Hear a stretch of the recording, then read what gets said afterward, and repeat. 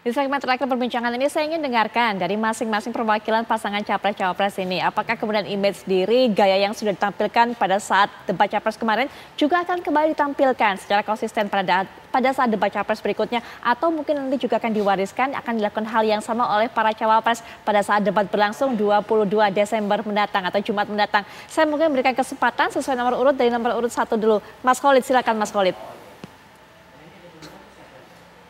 Ya. Insya Allah Pak Anies akan lebih mengutamakan debat yang memunculkan atau menggerakkan hati ya, yang dirasakan oleh masyarakat. Jadi poin penting dari debat adalah bukan memenangkan debat itu sendiri, tapi bagaimana suara hati, suara yang betul-betul dirasakan oleh rakyat itu terpantul, tersuarakan dalam debat itu. Itu yang menjadi komitmen utama dari Pak Anies. Tentu cara penyampaian itu adalah hal lain.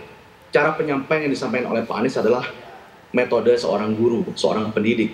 Menyampaikan dengan data yang benar, faktual, dan tetap sopan dan santun.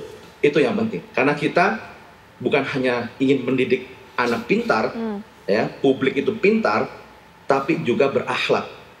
Yang kata-katanya itu menginspirasi, yang kata-katanya itu mendorong orang itu terinspirasi. Jadi bukan justru kata-katanya justru memprovokasi. Jadi inilah kita ingin menghadirkan, Pak Anies menghadirkan debat yang bisa menginspirasi, yang bisa menyuarakan dari hati rakyat Indonesia. Begitu. Baik, based on datanya memang iya, tapi soal ofensifnya Mas Khalid, apakah akan kembali dilanjutkan Mas Khalid? Kalau itu adalah suara publik, kalau itu adalah kegelisahan publik, ya tetap harus disuarakan. Jadi itu faktualnya di sana. Oke, baik, harus siap-siap rupanya sepertinya Pak Prabowo ini juga. Bang Daniel, gimana Bang Daniel? Karena rawan juga dipancing emosinya lagi Bang Daniel pada saat debat capres berikutnya Bang Daniel. Mbak Putri, Pak Prabowo akan tetap tampil otentik, genuine. Pada saatnya beliau harus gembira, maka beliau harus gembira. Pada saat beliau kecewa, harus kecewa. Pada saat beliau harus agak marah, ya harus agak marah. Jadi beliau akan tampil otentik sebagaimana beliau adanya. Jadi Pak Prabowo itu selalu kami sebut sebagai man of his word. Apa yang beliau ucapkan pasti itu yang beliau kerjakan. Man of action, beliau orang kerja, beliau orang yang ingin terus berkontribusi sampai akhir hayatnya. Dan itu yang ingin disampaikan dan akan ditampilkan Pak Prabowo terus-menerus. Selain tentu Pak Prabowo tentu akan konsisten menghadirkan sikap mempersatukan, menggembirakan, dan memajukan.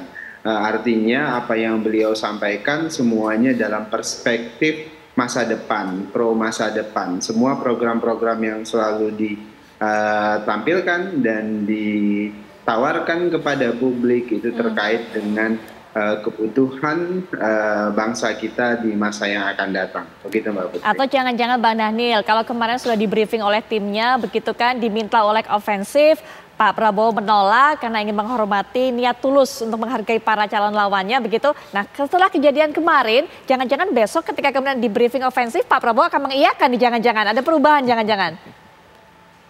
Saya belum bisa jawab itu. Yang jelas selama ini Pak Prabowo selalu konsisten ingin menyampaikan ide dan gagasan beliau dengan karakteristik yang mempersatukan tanpa harus beliau ingin naik tanpa harus menginjak dan memperhinakan orang lain, baik itu rival politik maupun teman politik.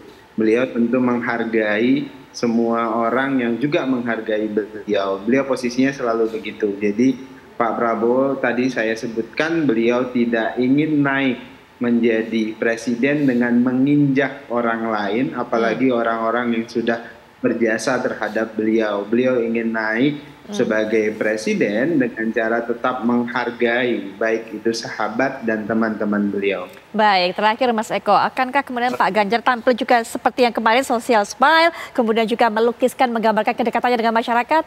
Iya, setiap kali penampilan Mas Ganjar di publik, ada satu yang menarik bahwa ketika dia bicara, dia tidak pernah merasa lebih cerdas dari orang lain. Dalam artian, tidak, pembicaranya nggak menggurui.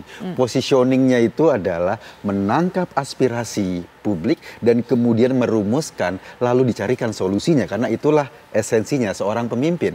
Karena itu di bajunya ada tulisan satset, itu artinya cepat cari solusi. Pak Mahfud ada tastes, artinya cepat cari jalan keluar. Karena pemimpin pada intinya adalah orang-orang yang disodorkan masalah dan kemudian dia harus cepat memutuskan. Itu intinya. Nah, positioning Mas Ganjar dalam perdebatan, dalam seluruh dialog publik adalah itu, bagaimana mempercepat solusinya agar problem-problem yang terjadi di masyarakat itu cepat selesai.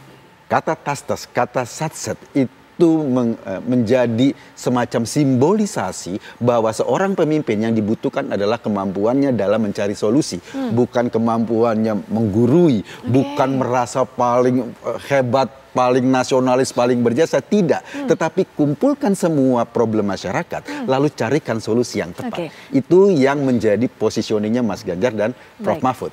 Baik, ya. Tapi Mas Eko, dari penampilan yang kemarin itu, Pak Ganjar kemudian kalau dilihat dari media sosial menjadi capres yang paling sedikit dimention. Artinya jangan-jangan publik jadi gak aware dengan visi misi karena memang tidak tergrab perhatiannya oleh Pak Ganjar. Gini, kalau di kemarin itu ya, ada tetangga saya di perumahan di komplek berantem suami istri. Sekomplek nih mau tahu, pengen nonton. Pengen nonton orang yang berantem. Tetapi ketika ditanyain yang nonton, suka nggak sama yang berantem? Mereka nggak suka. Artinya apa? Pembicaraan memang ketika dalam debat kemarin rame di orang yang berantem.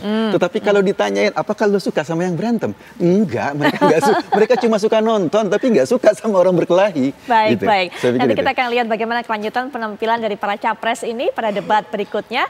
Terima kasih Mas Eko sudah hadir. Mas Umam terima kasih. Bu Monika terima kasih sudah menjelaskan kepada kami tentang bagaimana performa dari para capres tersebut. Bang Daniel terima kasih. Mas Koli juga terima kasih. Yang pasti apa yang kami perbincangkan juga bisa menjadi bekal Anda untuk menentukan pilihan pada 14 Februari 2024 mendatang, karena kami kabarkan Anda putuskan. Kami akan segera kembali saat lagi dengan kabar-kabar menarik lainnya.